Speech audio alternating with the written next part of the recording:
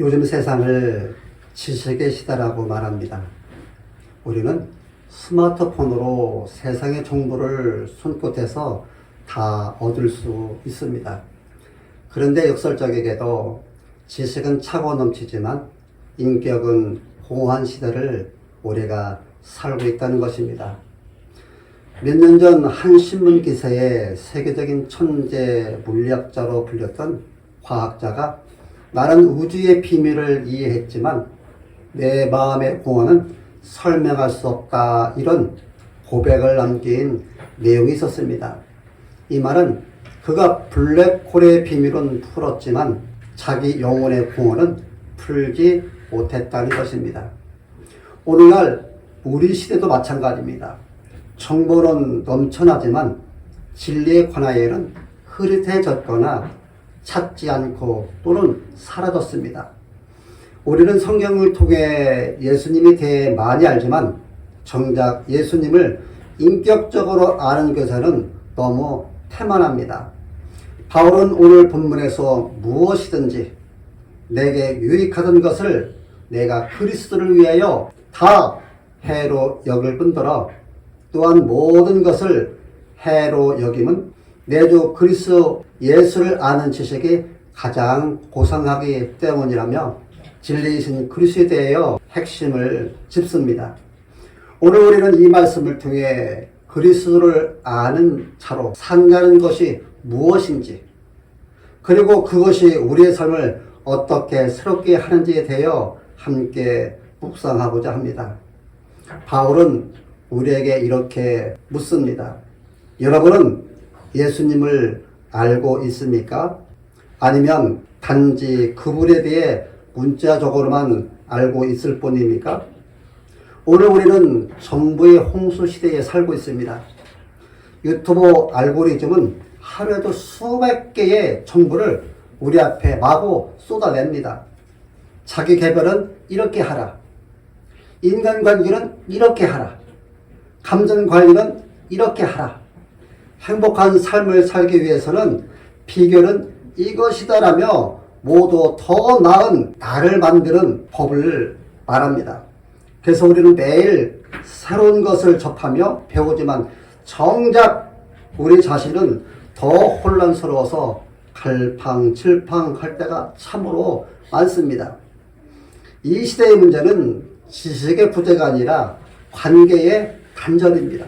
사람들은 하나님에 대한 정보를 많이 가지고 있지만 정작 하나님과의 관계는 없습니다. 또한 예수님에 대한 이야기를 듣지만 정작 그분의 임재 속에 거하지는 않습니다. 결국 우리 시대의 신앙은 이렇게 왜곡되었습니다. 예배를 드리지만 그분을 경험하지 않습니다. 말씀을 듣지만 그분의 음성은 듣지 않고 순종하지 않습니다. 믿음을 말하지만 그분을 사랑하지 않습니다. 우리가 잃어버린 것은 지식이 아니라 그리스도의 인격적 친밀함입니다. 이것이 바로 우리 시대의 영적 공허입니다. 그렇다면 우리가 이렇게 많은 것을 알고 이렇게 많은 신앙의 정보를 가졌는데도 불구하고 왜 여전히 마음이 공허한 것이며 왜 믿음은 여전히 힘이 없는 것일까요? 바울은 그리스도를 아는 지식이 가장 고상하다고 왜 말했을까요? 그리스도를 안다는 것은 도대체 어떤 의미가 있는 것일까요? 바울은 빌립보서 3장에서 자기 인생의 자랑 목록을 거침없이 나열합니다.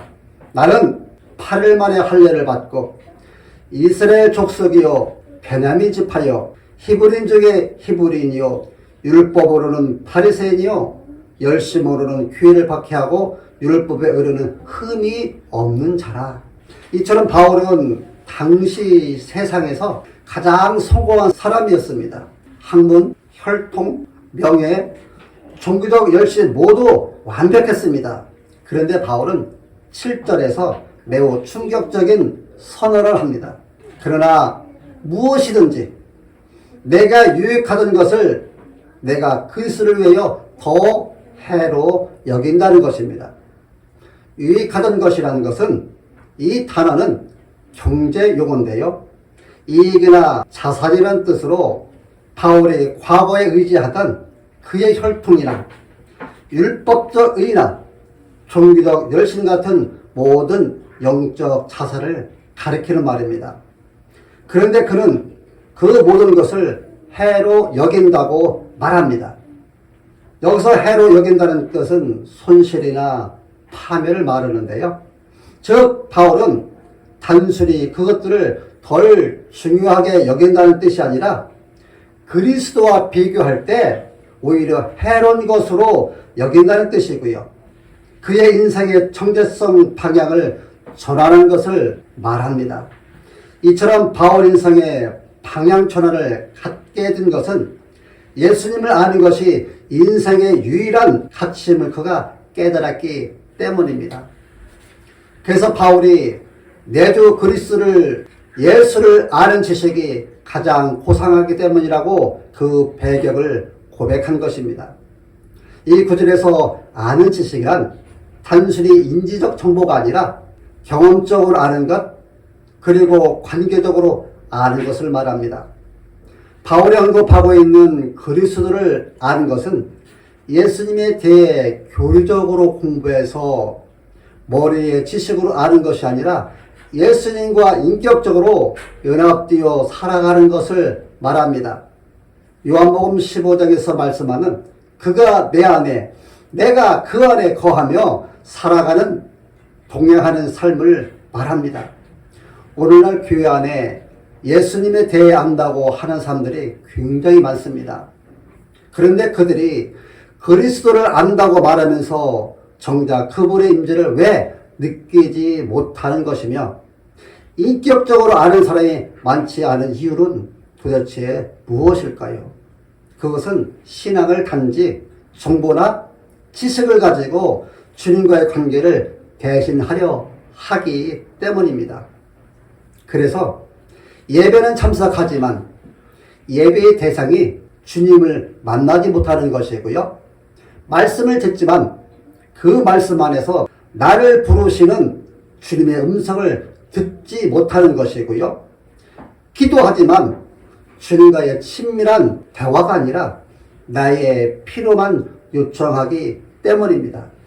그렇기 때문에 신앙생활을 하지만은 믿음으로 그리스도와 함께 사는 삶을 자신에게 적용하지 않고 신앙인이 아닌 종교인으로 삶을 사는 것입니다. 결국 신앙의 문제는 정보나 머리 지식의 문제가 아니라 마음의 문제이며 주님과의 친밀한 문제입니다. 바울이 말하듯이 신앙의 본질은 그리스도를 알고 그 안에 발견되는 것입니다.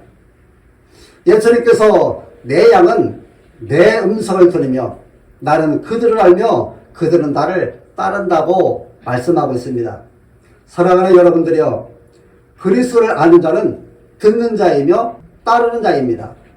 예수님과의 친밀한 교제 없이는 결코 신앙의 깊이에 이를 수 없습니다. 바울은 구절에서 신앙의 본질을 이렇게 요약합니다. 그 안에서 발견되려 함이니. 여기서 발견된다는 말은 우리가 하나님을 찾은 것이 아니라 하나님께서 우리를 그리스도 안에서 발견하신 것이라는 것입니다. 즉 하나님 앞에서 내가 무엇을 했느냐가 아니라 내가 누구 안에 있느냐가 중요하다는 것입니다. 따라서 신앙의 본질은 예수님을 흉내내는 것이 아니라 예수님 안에 사는 것입니다. 바울은 이제 더 이상 율법적 의로 자신을 세우지 않습니다. 그래서 그는 내가 가진 의는 율법에서 난 것이 아니요 오직 그리스도를 믿음으로 말미암은 것이니 곧 믿음으로 하나님께로부터 난 의라, 이렇게 하면서 오직 그리스도의 의 안에서 발견되기를 원하는 것입니다. 이것이 바로 복음의 핵심입니다. 사랑하는 성도 여러분들이요, 우리는 무엇을 했느냐로 구원을 받지 않고 누구 안에 있느냐로 구원받습니다. 예수님 안에 있는 자는 이미 하나님의 사랑과 의로 덮인 자입니다. 그분의 생명이 우리의 생명이 되고 그분의 죽음이 우리의 용서가 됩니다. 우리는 이제 그리스도를 안다는 것은 무엇이고 그리스도를 아는 자는 어떻게 삶을 살아야 하는지 살펴보고자 합니다. 그리스도를 안다는 것은 단지 그분의 가르침을 배우는 것이 아니라 그분의 생명 안으로 들어가는 것입니다. 결국 그분 안에 거하는 관계의 삶을 말합니다. 그리스도를 아는 것은 한 번의 깨달음이 아니라 평생의 여정입니다. 하나님은 한순간의 감정이 아니라 계속된 친밀함을 원하십니다. 그러므로 매일의 삶 속에서 말씀을 통해서 그분의 마음을 배우고 기도를 통해서 그분의 임재를 누리며 순종을 통해서 그분의 뜻을 체험해야 합니다. 그리스도를 안다는 것은 곧 사랑이며 사랑은 함께하는 시간 속에서 깊어집니다. 하나님을 아는 사람은 세상의 속도를 따라가지 않습니다. 왜냐하면 그런 하나님과의 깊은 동행의 리듬 속에서 살기 때문입니다. 그리고 더 이상 세상의 성공과 비교하지 않습니다. 왜냐하면 그리스도 안에서 자신이 얼마나 사랑받고 이미 얼마나 충분한 존재인지를 너무나 잘 알기 때문입니다. 세상이 말하는 가치와 성취는 더 이상 그의 삶의 기준이 되지 않습니다. 오늘날 그리스도를 믿는 성도인 우리의 딜레마는 무엇인가요? 그것은 바로 예수님을 믿으면서도 세상의 기준을 놓지 못하는 것입니다. 그러나 복음은 우리한테 이렇게 묻습니다. 너는 정말로 예수 그리스도 한 분이면 충분하냐? 라고 묻습니다. 이 고백이 우리의 삶에서 진짜가 될 때 우리는 세상의 노예가 아니라 자유인이 됩니다. 따라서 그리스도를 아는 자에게 매일의 삶 속에서 자기 중심적 욕망이 죽고 복음 중심의 삶이 살아나는 사람입니다. 자존심이 깨어지고 겸손이 자라납니다. 내 계획이 꺾이고 하나님의 뜻이 이루어집니다. 세상의 찬사가 사라지고 그리스도의 영광이 드러납니다. 이것이 바로 그리스도를 아는 자의 일상적 십자가입니다. 그리고 바로 그 자리에서 부활의 능력을 경험합니다. 고난 속에서도 주님을 경험하는 삶이란 바울이 고백했듯이 그리스도와 그 부활의 권능과 그 고난의 참여함을 알고자 고난의 순간에도 주님을 더 깊이 알고 체험하는 의미 있는 시간입니다. 주님은 고난 때마다 우리 곁에 계십니다. 그 누구도 고난을 좋아하지 않지만 고난은 십자가 앞으로 그리고 그리스도께로 더 가까이 다가가는 주님과의 만남의 뜻깊은 자리입니다. 세상의 유익보다 그리스도를 선택하는 삶이란 그리스도를 얻기 위하여 모든 것을 배설물로 여기는 것입니다. 주님을 잃지 않는 것이 더 값진 선택인 것을 알고 세상의 성공에 얽매이지 않는 것입니다. 세상은 성취와 성공을 자랑하지만 그분을 얻기 위해 모든 것을 잃을 수 있는 인생, 그것이 참된 신앙인의 삶입니다. 설교의 황제라고 일컫는 영국의 찰슨 스펄전 목사님에게 한 청년이 찾아왔습니다. 목사님, 제가 신학을 더 열심히 공부하면 예수님을 더 알게 되겠지요? 라고 묻습니다. 그 물음에 스펄전 목사님이 이렇게 대답했습니다. 사랑하는 형제여, 당신이 그분을 더 사랑하게 되면 더 알게 될 것입니다. 라고 대답을 한 것입니다. 사랑하는 성도 여러분들이요, 우리가 교회 오래 다녔다고, 교회에서 직분을 가졌다고 해서 우리가 예수님을 안다고 할 수는 없습니다. 그분을 안다는 것은 그분의 말씀에 귀를 기울이고 그분의 마음에 동참하며 그분의 길을 따라가는 것이 바로 예수님을 아는 것입니다. 이 말씀은 지식으로가 아니라 사랑으로 주님을 알게 된다는 말씀입니다. 따라서 우리는 이론적으로 아는 것이 아니라 인격적으로 그리스도를 아는 자가 되어야만 합니다. 그때 우리의 신앙은 생명이 되고 우리의 인생은 진정한 목적을 얻게 될 것입니다.